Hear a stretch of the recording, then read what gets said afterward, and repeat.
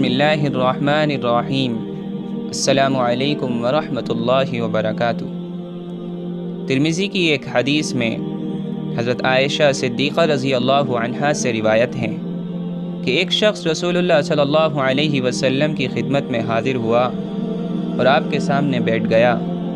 پھر عرض کیا، یا رسول اللہ، میرے پاس کچھ غلام ہیں جن کی حالت یہ ہے کہ بسا اوقات وہ مجھ سے جھوٹ بولتے ہیں، میری چیزوں میں خیانتیں بھی کرتے ہیں، میری نافرمانی بھی کرتے ہیں، اور میں ان کی ان حرکتوں پر کبھی ان کو گالیاں دیتا ہوں اور کبھی مارتا بھی ہوں۔ بس کیا حال ہوگا میرا قیامت کے دن ان کی وجہ سے، یعنی اللہ تعالیٰ میرا اور ان کا فیصلہ کس طرح فرمائے گا؟ رسول اللہ صلی اللہ علیہ وسلم نے اس کے جواب میں فرمایا کہ تمہارے ان غلاموں نے تمہاری جو خیانت اور نافرمانی کی ہوگی اور تم سے جو جھوٹ بولے ہوں گے اور پھر تم نے ان کو جو سزائیں دی ہوں گی،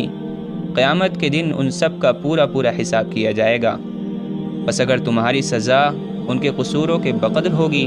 تو معاملہ برابر پر ختم ہو جائے گا، نہ تم کو کچھ ملے گا اور نہ تمہیں کچھ دینا پڑے گا۔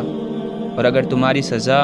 ان کے قصوروں سے کم ثابت ہوگی تو تمہارا فاضل حق تمہیں وہاں ملے گا، اور اگر تمہاری سزا ان کے قصوروں سے زیادہ ثابت ہوگی تم سے اس کا بدلہ اور قصاص ان کو دلوایا جائے گا۔ جب اس شخص نے رسول اللہ صلی اللہ علیہ وسلم کا یہ جواب سنا تو آپ کے پاس سے ایک طرف کو ہٹ کر رونے اور چلانے لگا، یعنی قیامت کے اس محاسبے اور پھر وہاں کے عذاب کے خوف سے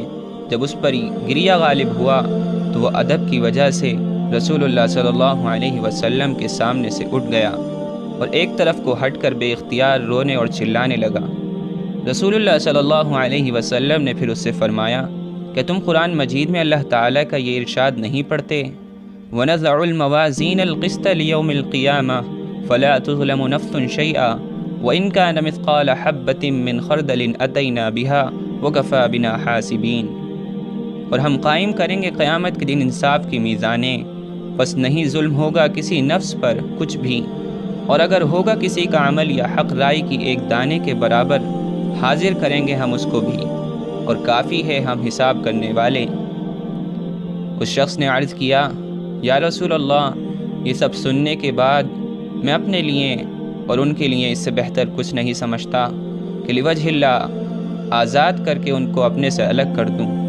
میں آپ کو گواہ کرتا ہوں کہ میں نے ان کو آزاد کر دیا اور اب وہ آزاد ہیں۔ ایمان کی یہی شان ہے، اور سچے ایمان والوں کا طرز عمل یہی ہونا چاہیے کہ جس چیز میں آخرت کا خطرہ نظر آئے اس سے بچا جائے، اگرچہ دنیاوی نقطہ نظر سے اس میں اپنا کتنا ہی نقصان ہو۔ اللہ تبارک و تعالی سے دعا ہے کہ وہ ہم سب کو بھی ایسا ہی ایمان نصیب فرمائیں اور ہر وقت اور ہر جگہ اپنے ہر عمل میں آخرت کو ترجیح دینے والا بنائیں۔